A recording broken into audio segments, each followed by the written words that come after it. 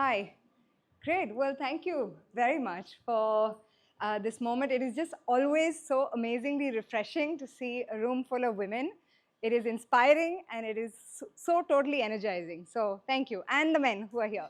Uh, but we've just had this amazing session, and I am very much with my 12-year-old daughter, uh, present and listening. So thank you, Abha and Aditya and Anushka and everybody else who's made this happen today and who worked so hard to put this event together. I feel like there are people here from all over, and I wonder if we can take a moment and get to know the room. We're also going to spend, I think this is a bit more of a workshop style, so we're going to have an hour together. And so let's get to know each other a little bit. So how many people from Mumbai here? That's quite a few. And how many from outside the city, living outside, working outside? That is quite a few as well. Okay, and what cities? I know there's Gujarat, Rajkot. What are the other cities?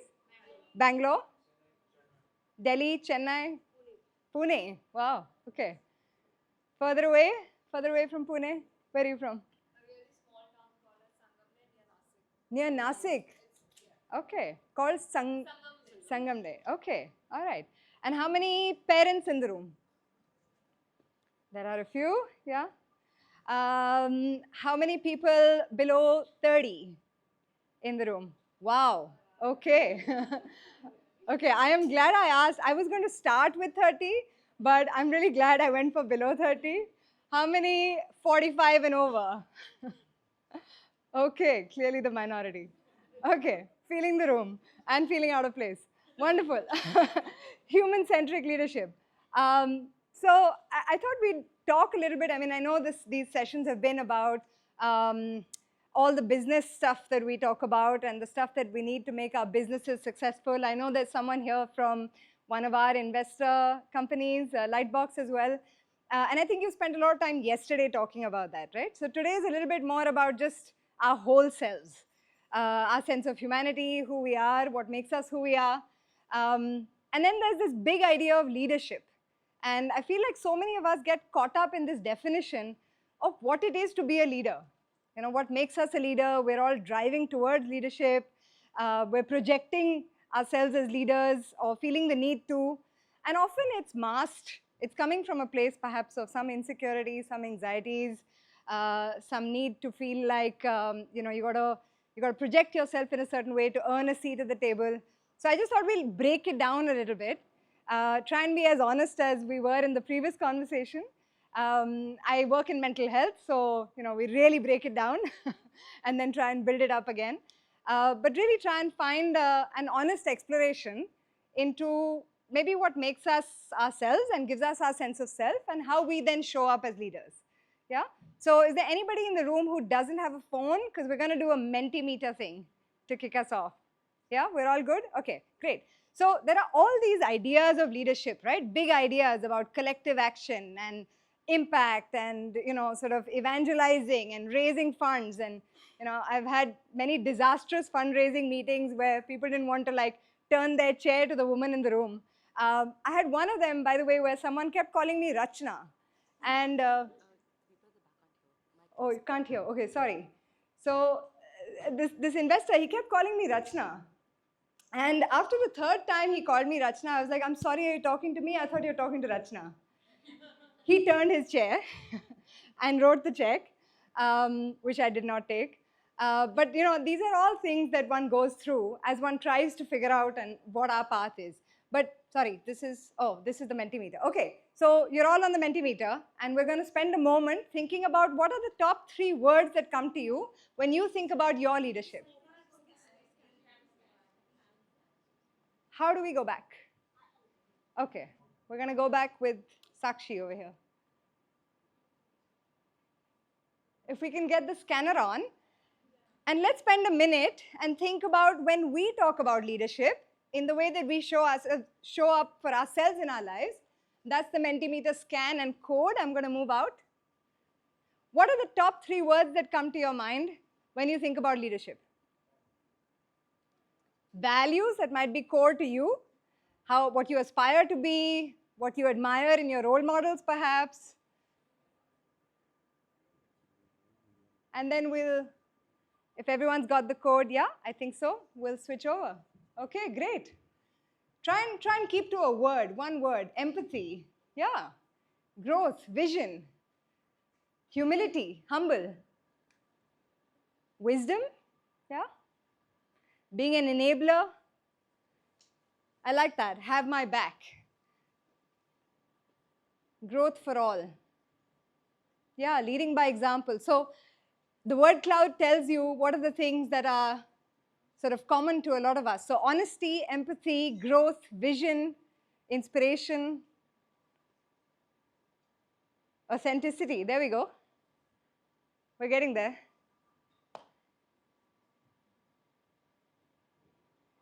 Yeah, it's amazing, right? It's amazing how different we think we all are, and yet how similar we are in the way we think about some of these grand concepts like leadership.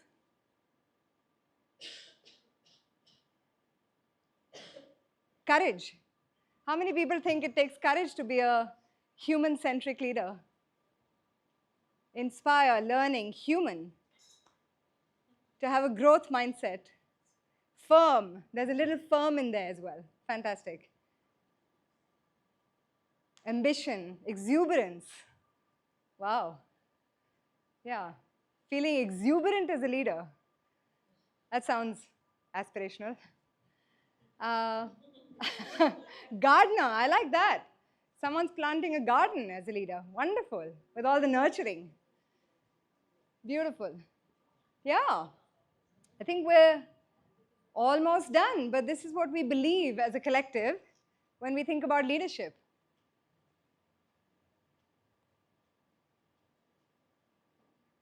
Yeah. Thank you. And honesty. Honesty there too. Wonderful. Thank you. We can go back to the deck.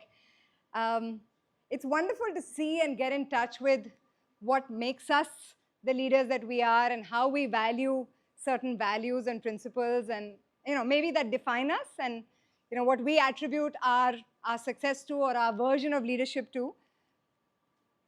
And all of these things came up, right? I think it's also around purpose, and it's also around having a vision, being inspiring in some way. I particularly like, I think there was some mention of trust, and this idea of being trusted, but also being trusting. How naturally does that come to us, to some more than others? I feel like there are two kinds of leaders, those who go with trust as the default operating mode, and until proven otherwise, I will trust. And then there are those who say you have to earn trust. So I'm going to doubt you and be negative and micromanage you and sort of watch over you until you prove to me that you are trustworthy. So trust and trusting is also an interesting value. And of course, respectful and confident and having a sense of belief or faith. How many people can lead without faith? Right? I don't know anyone who can lead without having some sense of faith, either in oneself or in the subject that one is talking about, or in our ability to try and make something of it, or in the people we're talking to. So all of these values, I think, are things that we aspire for. I was putting together some statistics. Well, a wonderful colleague of mine was putting together some statistics around trust and organizations. And I was actually quite surprised. I mean, 21% of employees trust their leadership. Did we know that? That's it? How many leaders in the room? How many people leading their organizations, leading businesses, founders? How many people have raised money in the room? 21% of us are trusted by our employees. That is true, apparently, according to Gallup.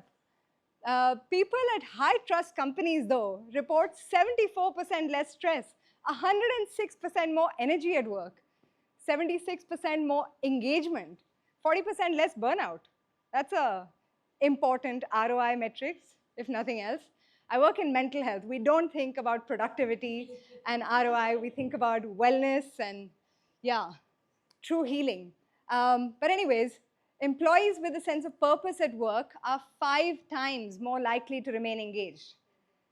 Doing something purposeful, something that means something to you, something that you derive certain joy and value out of, where you feel you may be adding value to somebody else, that's worth something, right? It's worth more than money. It's, yeah, meaningful.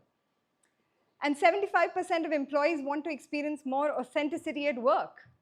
So again, I mean, our organization, I think we're at about 500 people. We're about 160 clinical folks, so there's psychiatrists and therapists, and their mental health and their wellness challenges. And then there's all the other organizations, the other departments. But if we look at organizations around this room, and anything from 2 employees to 20 to 200 to 2,000, and just think about 75% of those employees who want more authenticity. So what is the ask of us as leaders? And what are we willing to do for it? Right? Oftentimes, it's not about doing something. Oftentimes, it's about undoing something. It's about unlearning something, right? There's a big head nod over here. I'm going to come to you and ask you your experience of undoing in a moment. But India apparently has the least percentage of thriving employees. We have the youngest, largest working population in the world with the least percentage of thriving employees. So we have young people here who are going from grade 7 all the way to college and to sort of exploring various job opportunities. And they are coming into this world where 32% of Indian employees experience stress on a daily basis. 35% experience anger. 42% are sad every day. I mean, that's not very encouraging. I mean, we have a lot of data to this effect. At Amaha, we work with over 150 corporates, not-for-profits, everything from law firms to logistics companies to organizations that work across different segments. And we really see a lot of data that tells us how much people are struggling, not just them in their workplaces, but also in their family contexts, with their children, maybe with parents who are caregivers, or who they are caregivers for, or any other responsibilities that they have.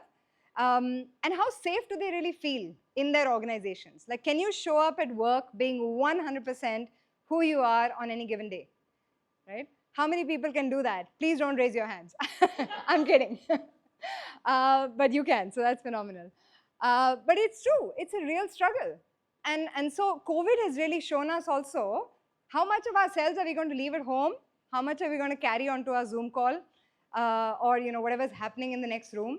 How are we going to be able to delineate these neat boundaries? This is my work-life balance. I am now balanced in life, or I'm now going to get onto my Zoom call and then I will balance work. These are all real challenges, and people are really struggling, and we see this every day in the work that we do. At Amaha, we now reach over 600 cities and towns across the country. And so, when it comes to people reaching out for therapy or for psychiatric services, they are doing so in 18 different languages across the country. And a lot of the challenges that they're talking about are to do with their workplaces, are to do with their employers, are to do with toxicity and the challenges that they have. So once again, I mean, we can only be as good a leaders as where we have reached in our own personal journeys, right? I mean, just if we're looking at feeling whole and feeling like we've had a sense of recovery and wellness in our day and in our life, then that's how we'll show up as leaders. If not, then we're going to show up angry, toxic, and resentful for the most part, right? And so that's really the question that we need to reflect for ourselves. And so this idea of human-centric leadership is not just as simple, hi Aditya, as putting people first, is it? I'm going to give you a hug, all right? I feel like hugs are so important. I know, you and I hug each other all the time. So taking a moment to honor that hug, taking a moment to make that connection, it's okay, we've got an hour together. So, we can hug it out for a moment. And that really is what it is, right? I mean, we're talking about authenticity, we're talking about being human. A friend walks in, you hug your friend, right? Of course, I mean, it's different in different contexts. Also a fan. Well, so Aditya, who's walked in just in time, because when we talk about human-centric leadership, it's about believing in the possibility of yourself as a human being and as a human doing in all of that, right? It's about believing that what are the limits, what is the potential, what is the push and give in your own true self, and how do you actually cultivate that? How do you work on that? I mean, we've all seen enough posts of Aditya to know how hard he works on every aspect of his life to just show up better for himself and for other people, right? And so many of us are striving to do that every day. So what do you think really matters when it comes to human-centric leadership at the workplace, right? In that context, I mean, a few things that come to my mind. The first really is this whole psychological safety, right? How many of us are feeling, slightly shamed and slightly humiliated and sort of put down? Sometimes our bosses are sort of trying to deal with their stress and their anxiety and their next fundraise and their runway by taking it out on their team members. And so many such examples, right? So how do you create psychological safety? How many of us feel safe going to work? I mean, we talked, Aditya, earlier about showing up at work as your whole self. That's another matter. But the baseline of it is how many feel safe even going to work, right? And maybe there are people dealing with a mental health challenge. Maybe you've had a health crisis at home. Somebody may show up at work after a miscarriage. Somebody may show up after losing someone to COVID.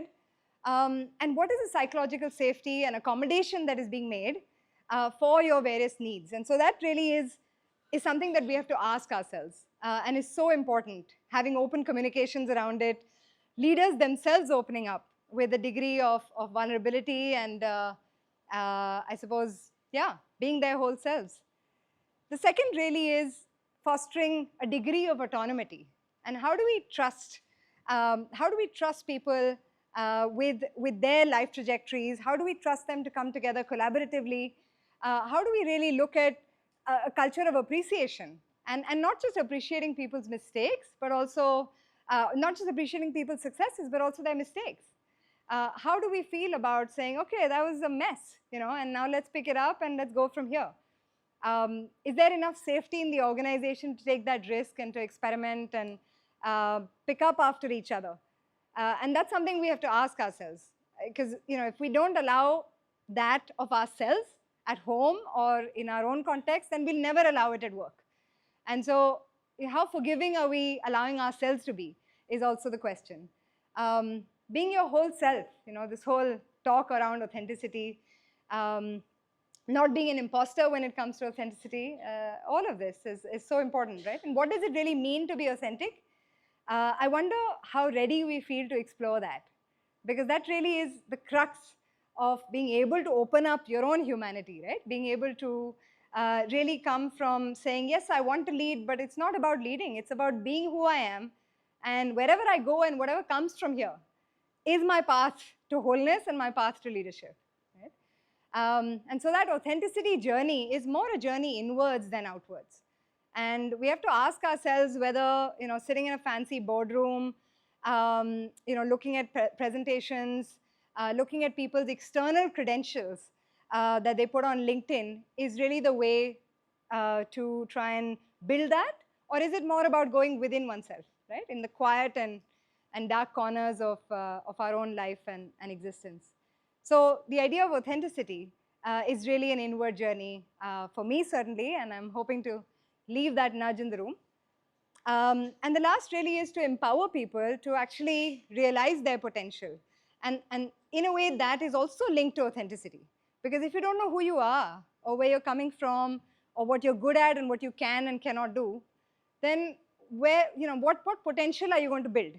And so it's really about that honesty and that recognition about who one is and what one can do. And then how do you build a sense of purpose around that? And in a sense, purpose can be something that comes from within an individual. It can also be something that's cultivated in an organization. So what do you feel really tickled by? What is your curiosity engaged with? What is a problem statement that you want to solve? And you're willing and wanting and pushing people to get collectively behind that, right? How strongly do you believe in your sense of purpose for anybody else to believe it? And so that really is a place of truth and reflection. So to me, really, I think it's a journey both of looking inwards and also looking outwards, right? And we'll talk a little bit about both of these, and I'm hoping we can workshop a little bit of this. So how many folks are happy to go into yourself, talk to yourself a little bit, talk to the people around you. Are we good with that?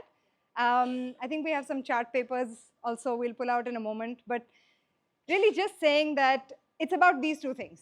And at least what I've learned in my life, I mean, I've spent now a little bit of time changing careers, disintegrating, resynthesizing, transitioning from one world to another, whether it was the arts or the world of mental health. Very sexy transition.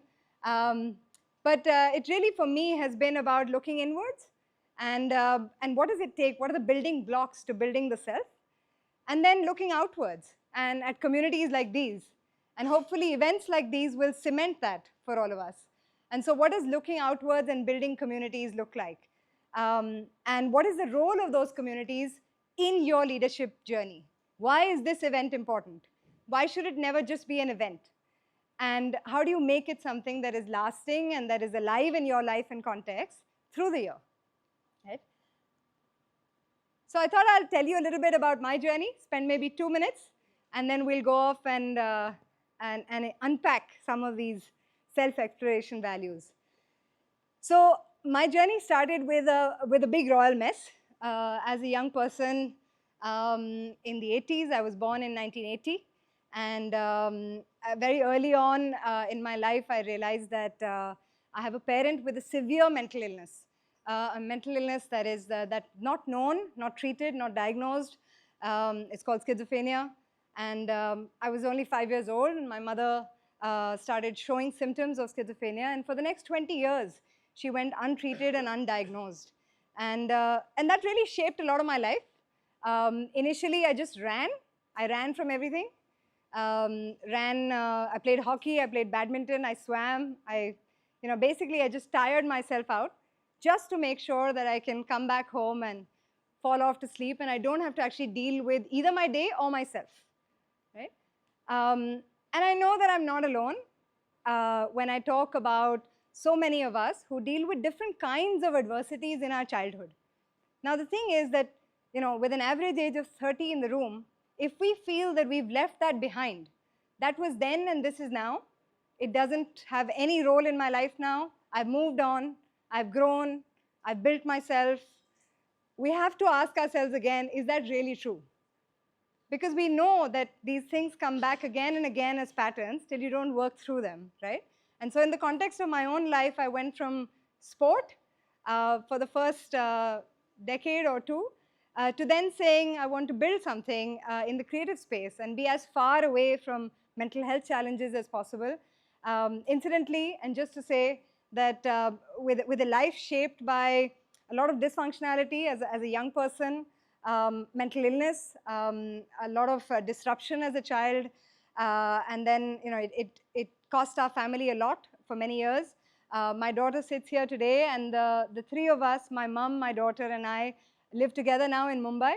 My mother's doing very well. She's fully recovered, she's fully stable. We all understand and talk about her mental illness, but it's a part of our life as much as it is my journey as a single mom, as much as it is my entrepreneurial ventures, or my daughter's gold medal at her recent football tournament, and the next one she's going to. So it's all of this, right?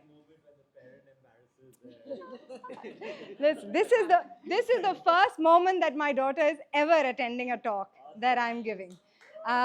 So I'm very grateful to this room for allowing me here.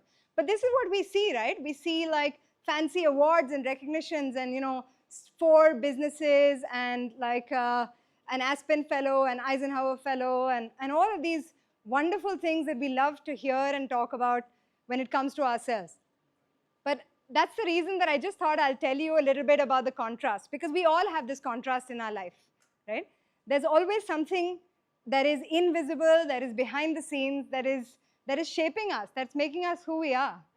And so while this is what you see on LinkedIn and things like that, but there are real stories, and that's really what makes us who we are, not any of this stuff. So in that contrast, I felt that it's important to recognize, and we talk about this journey, right, of what it is, building your truest and highest self, right? And where does authenticity really come from? So we've talked a little bit about saying, you have to go through that journey of self-discovery.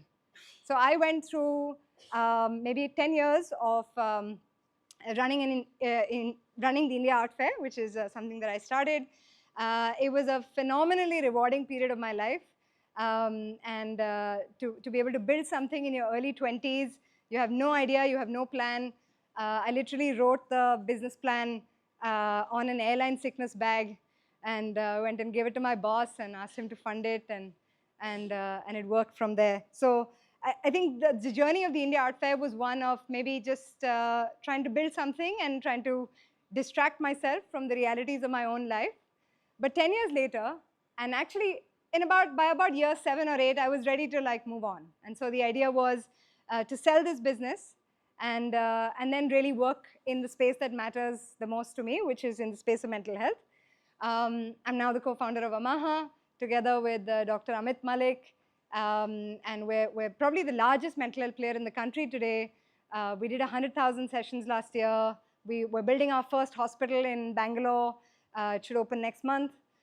We have a training institute for psychiatrists and therapists in Delhi. And we work, as I was saying, across 18 languages. And it's just fulfilling for me every day that the very things that have influenced and shaped me for the entire duration of my life are the things that I'm able to now engage with in a way that I can actually do something meaningful, contribute to somebody else's life, and then actually try and build a purposeful business around. That is, Lightbox is here. I think someone from Lightbox, there, hi. One of our investors, Lightbox, is here, and Fireside is also with us. And so it's really inspiring to see how you can build client-facing, customer-facing businesses that are saying that mental health care actually should be in the hands of those clients, that people should be in charge of their own journey of recovery and healing, and it shouldn't be something that is sort of talked down to them. It shouldn't be something that is that's alien to them, but something that is in their hands. So we're on a digital platform. We're on an app. Millions of people have access to that. They can get information. They can understand what mental health is. They can break down some terms. But where is all this coming from? It's coming from the little diaries I used to write from the age of 15 to say, when I grow up, I'm going to tell this doctor uncle, how do you talk to children in a psychiatric hospital waiting area, right? I'm just giving that as an example because actually so many of us have these early influences. Something has bothered us, something has shaped us, something has meant something in our lives, and you can actually perhaps build something based on that. So I just wanted to say step one really for me is this journey of self-discovery. We've got the chart papers coming around. So just as we go through this, and we talk a little bit about acceptance, right? Because do you think we can move on without accepting where we're at? Is there any chance that we're able to move on or build on ourselves without accepting what the starting point is?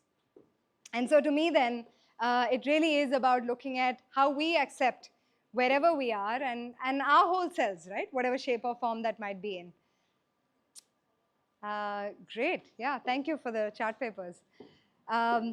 We've talked a little bit about love and the self-care and the journey to go within oneself and what it takes to actually nurture some of these beliefs and just really holding a value system. And I'd love for you to reflect on that a little bit. So we're going to make sure you get some time with your chart papers and then maybe share in groups. I think we're all sitting at round tables, so it'll be good to share.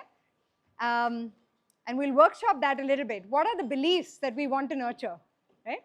And these are not just beliefs around leadership. These are beliefs on being who we are and what makes us who we are.